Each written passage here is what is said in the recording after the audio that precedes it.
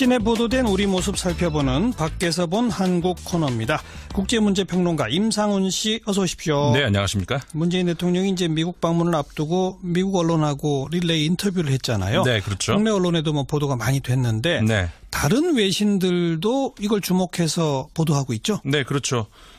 물론 해당 언론들, 그러니까는 미국의 CBS 뉴스라든가 또 워싱턴 포스트 신문 이런 그 매체들이 관련 소식, 그다음에 이제 그 인터뷰 내용 이런 것도 다 보도를 했습니다만은 인터뷰 전문 보도 이런 걸 다 하겠죠, 뭐. 그렇죠. 예. 뭐 북핵 문제, 사드 문제, 뭐 한미 관계, 북미 관계 다양한 질문들이 오갔고 뭐 이 내용들은 우리나라 언론들도 많이 이제 그대로 보도가 됐죠. 예. 우리나라에서 번역도 많이 돼 있고. 예.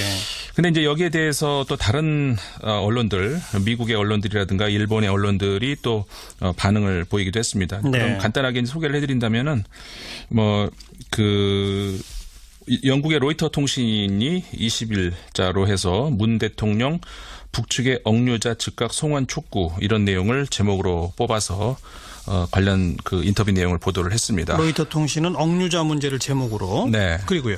그리고 일본의 교도통신 같은 경우는 한국 대통령 북한은 비이성적 이렇게 제목. 그다음에 문재인 대통령 대화 방침은 유지. 그러니까 북한이 비이성적이나 대화 방침은 유지하겠다. 네. 이 내용을 제목으로 뽑았습니다. 예. 그리고 그 외에 또 그 미국의 UPI 같은 경우에 문 대통령 트럼프 대통령과 공통 목표가 있다라고 말했다.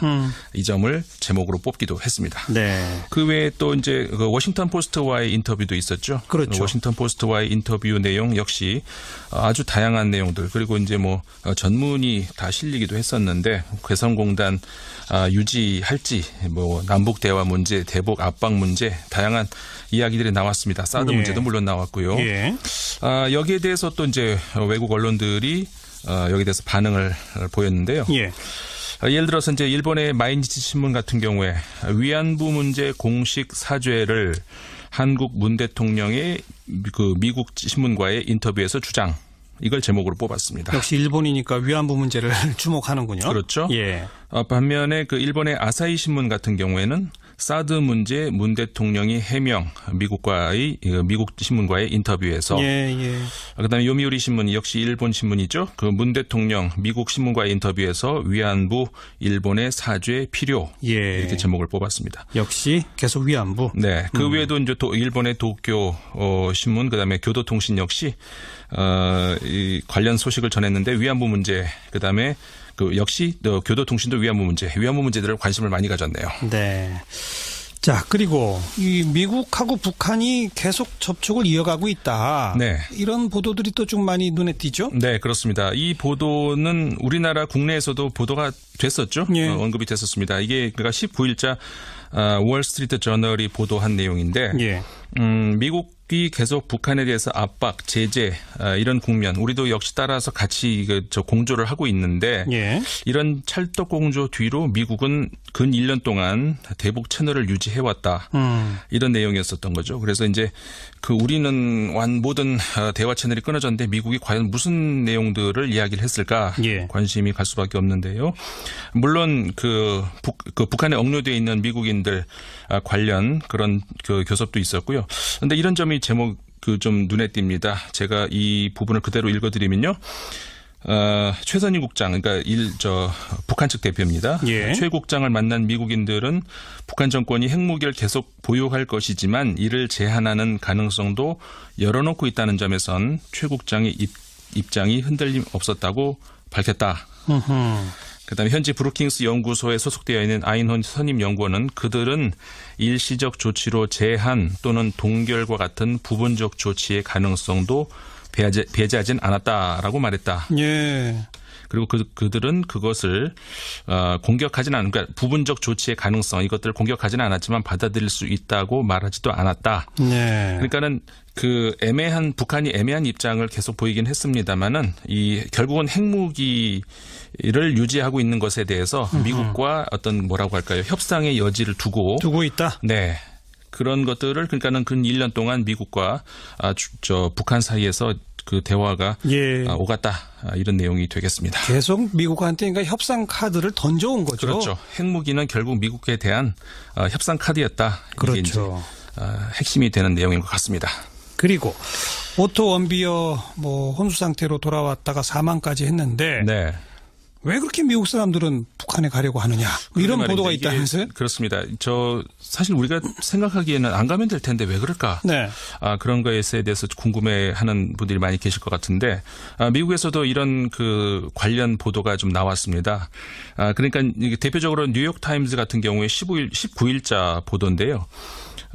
그 내용 읽어드리면 이렇습니다. 영 파이오니어 투어스, 그러니까는 한 여행사인데요. 이 홈페이지에서 북한에 대해서 가장 많이 하는 질문 가운데 하나로 꼽은 것이 북한이 얼마나 안전한지에 관한 질문이다. 이렇게 시작을 하거든요. 예. 여기에 대해서 이러한 질문에 대해서 영 파이오니어 투어스는 매우 안전하다라고 대답을 했다. 네. 이 같은 질문은 이 여행사의 고객 가운데 한 명이었던 오토 원비어가 지난주 혼수 상태에 귀환한 이후에도 어떤 단서도 붙이지 않은 채 사이트에 여전히 게재되어 있다. 이거 문제네요. 그렇죠. 예. 그러니까는 이 미국의 그 민간인들 같은 경우에 호기심 여행 삼아서 북한에 한번 가보면 어떨까라고 생각하는 사람들이 많이 있다는 거거든요. 근데 거기에 대해서 그러니까 북한도 스페인의 엘바이스라는 신문이 있습니다. 16일자 보도인데요. 예. 북한이 유엔의 지원을 받아서 서양 관광객을 유치 노력하고 있다. 이런 내용이 지금 보도가 됐거든요. 유엔의 지원을 받아요? 그러니까 타이틀을 그렇게 뽑긴 뽑았는데 예. 결국은 그 서양 관광객을 유치를 하기 위해서 굉장히 노력을 하는데 글쎄요. 내용에서는 유엔을 지원을 어떤 식으로 받았다는 이야기인지 그런 설명 자세한 건 없습니다. 없어요? 네. 그런데 유엔 지원 받았다는 것이가 일반론적인 그런 얘기가 아닌가 그런 생각은 들고요. 어쨌든 중요한 것은 그 서양 관광객들을 유치하려고 북한에서 애를 쓰는데 그 아까 소개해드렸던 뉴욕 타임스의 보도에서 보면은 예. 미국에서 우리 투어스라고 하는 또 여행사가 있는데 그 운영하는 분이 안드레아 리 대표라고 하는데요. 한국계 사람이 모양이네요. 아마 그런 모양입니다. 예. 투어스의 여행사 이름도 우리 투어스인 거 보면 그렇죠. 아마 네. 한국 이 사람이 만든 것 같아요. 예. 그 원비어에게 일어난 일이 매우 불행하며 슬픈 일이다 이렇게 말을 하면서도 북한 여행은 여행 수칙을 따르기만 하면은 안전하다 이렇게 말했다는 거거든요. 예. 그러니까 그 북한의 글쎄요, 이건 알 수가 없는 거죠. 이런 여행사와 북한 당국과의 무슨 관계인지 그거는 전혀 우리가 예단하기는 어려운데 예. 북한에서 굉장히 서양 관광객들, 미국 관광객들을 유치를 하려고 애를 쓰고 아까도 홈페이지 소개해드렸습니다.만 그런 이야기를 북한의 여행이 굉장히 안전하다 이렇게 광고를 많이 한다는 거죠. 네. 그렇기 때문에 그거를 호기심 어린 그 미국 민간인들이 좀 많이 가는 그렇게 결국 그래서 그렇게 많이 갈 수 있는 그런 길이 있는 것 같습니다. 네. 그렇지만 또 까딱하면 이렇게 억류되기도 하고 이게 오토 원비어가 처음 있었던 일도 아니잖아요. 그렇죠. 아니잖아요. 그 전에도 있었고 예. 성경책을 화장실에 놓고 왔다는 이유로 억류되기도 하고 예. 우리가 생각할 수 있는 그런 안전하고는 그 안전이라는 단어의 뜻이 다른 것 같습니다. 그렇죠. 네. 자, 그리고 북한과 지금 현재 미국 네. 누가 더 비이성적인가 이런 기사가 있어요? 기사 제목은 그게 아닌데요. 예. 이 관련 기사는 미국의 그 이코노미스트 이 주간지죠. 이 언론이 이런 제목 그러니까 북한이 그 많은 미사일 실험을 하는 이유 이런 제목으로 이제 보도를 했는데 예. 그럼 이유가 뭘까? 북한이 왜 이렇게 미사일 실험을 할까? 예. 이유를 이제 몇 가지를 들었습니다. 첫 번째, 아주 간단하게 얘기해서 실험을 해야만 북한의 미사일 프로그램을 진전시킬 수 있기 때문이다. 그건 당연한 얘기죠.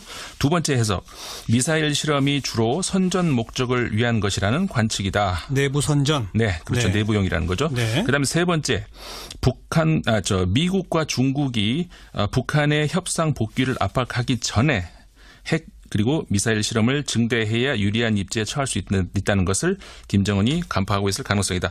다시 말해서 사실 미국도 새 정부 들어섰고 우리나라도 새 정부 들어섰는데 앞으로 여러 가지 가능성이 있지 않겠습니까? 예. 그 전에 미사일 그다음에 핵 능력을 더 많이 끌어놓은 다음에 협상 능력을 올려놓겠다. 뭐 그렇죠. 그런 내용인 거죠. 예. 근데 거기에 다음에 또 다른 가능성이 있다고 하면서 소제목은 이렇게 있어요. 누가 비이성적인가? 이렇게 이코노미스트가 물으면서 김정은이 미국 정부를 비이성적이고 변덕스러운 존재로 볼 가능성이 있다. 네네. 이렇게 되면서 비단 김정은만 트럼프를 그렇게 보는 건 아닐 것이다. 트럼프는 최근 시리아 공군기지에서 대한 그 미사일 공습, 최강의 재래식 폭탄을 탈레반에 토한 것을 과시했다. 예. 이러면서 국제전략문제연구소, 그러니까 IISS인데요.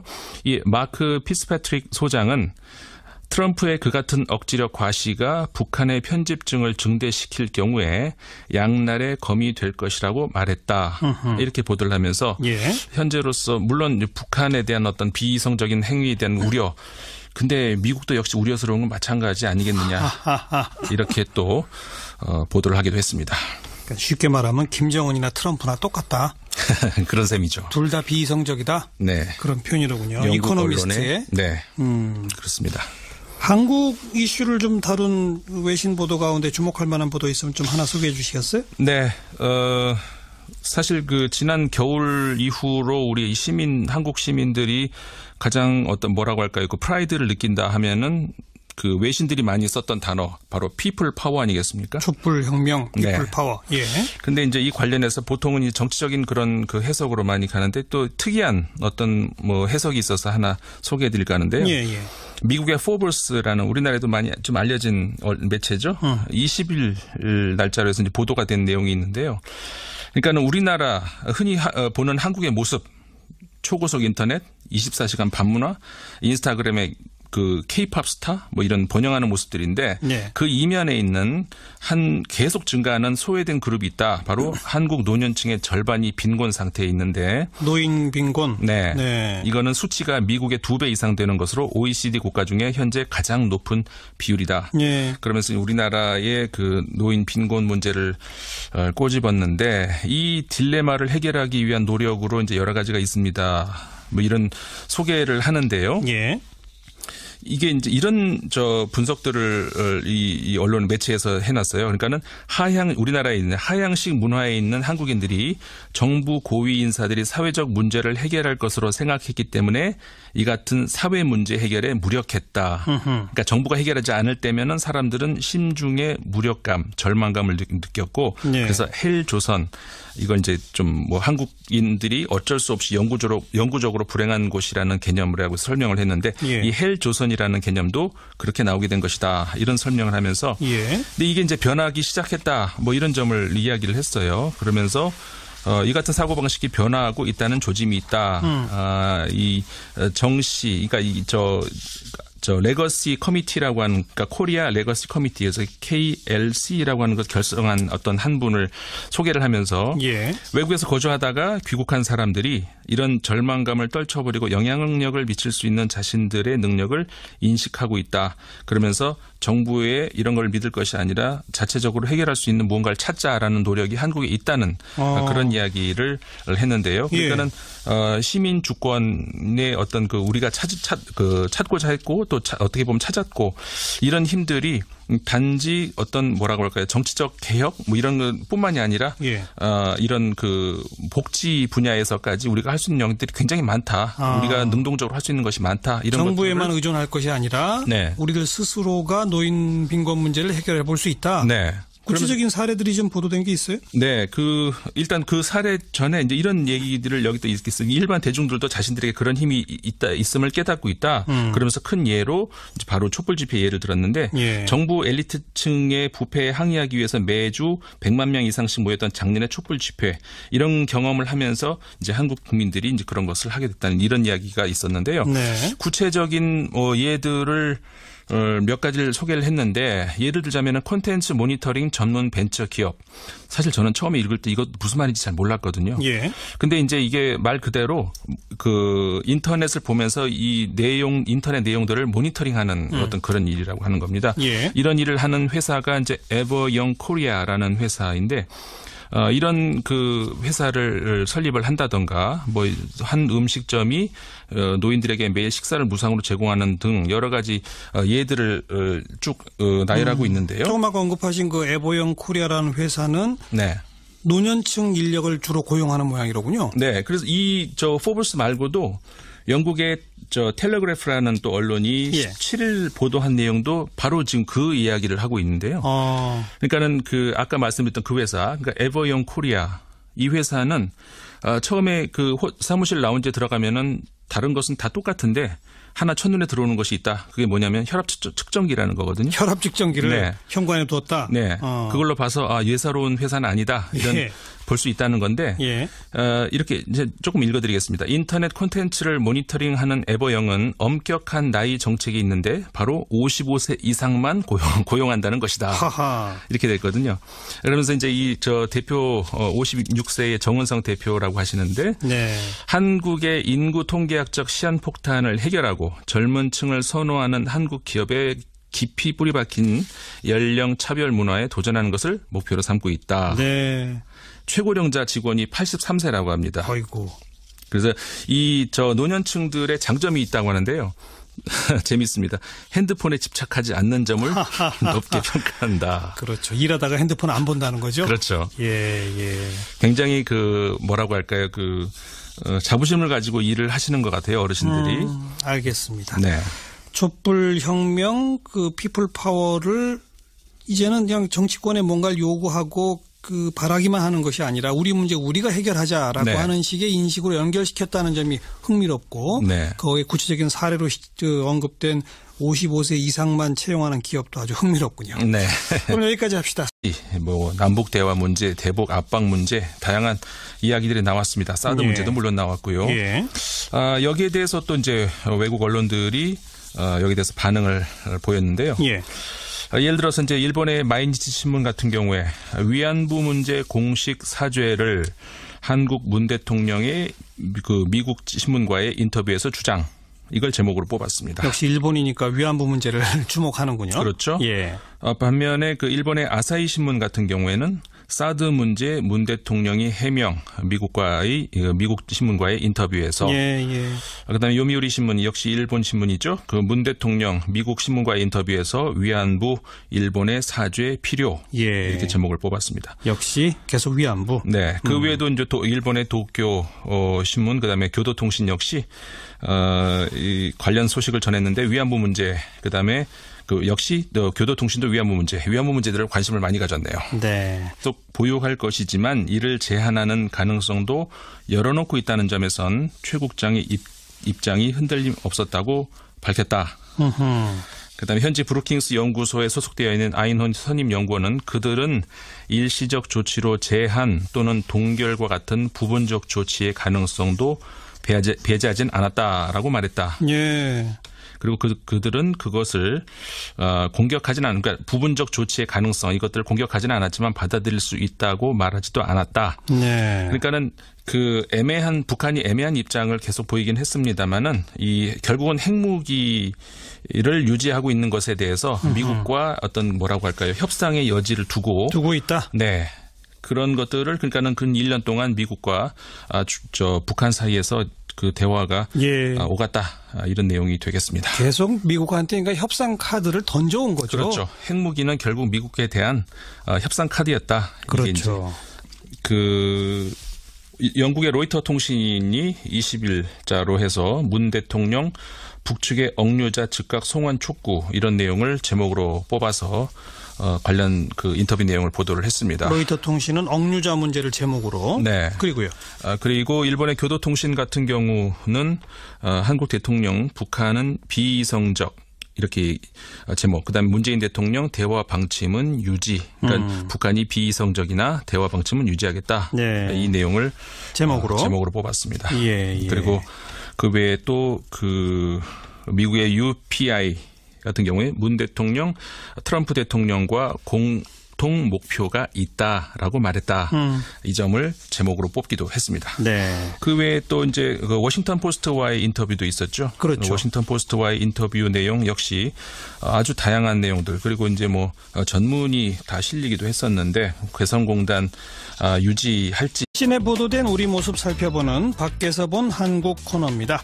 국제문제평론가 임상훈 씨 어서 오십시오. 네, 안녕하십니까. 문재인 대통령이 이제 미국 방문을 앞두고 미국 언론하고 릴레이 인터뷰를 했잖아요. 네, 그렇죠. 국내 언론에도 뭐 보도가 많이 됐는데 네. 다른 외신들도 이걸 주목해서 보도하고 있죠. 네, 그렇죠. 물론 해당 언론들 그러니까는 미국의 CBS 뉴스라든가 또 워싱턴 포스트 신문 이런 그 매체들이 관련 소식 그다음에 이제 그 인터뷰 내용 이런 것도 다 보도를 했습니다만 인터뷰 전문 보도 이런 거 다 하겠죠, 뭐. 그렇죠. 예.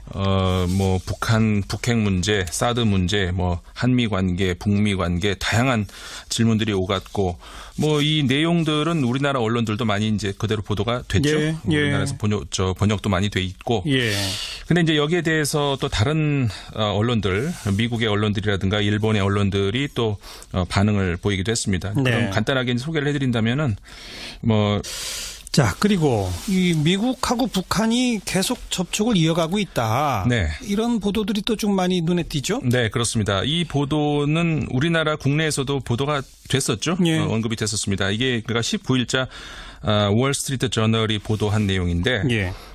미국이 계속 북한에 대해서 압박, 제재 이런 국면 우리도 역시 따라서 같이 공조를 하고 있는데 예. 이런 찰떡 공조 뒤로 미국은 근 1년 동안 대북 채널을 유지해왔다.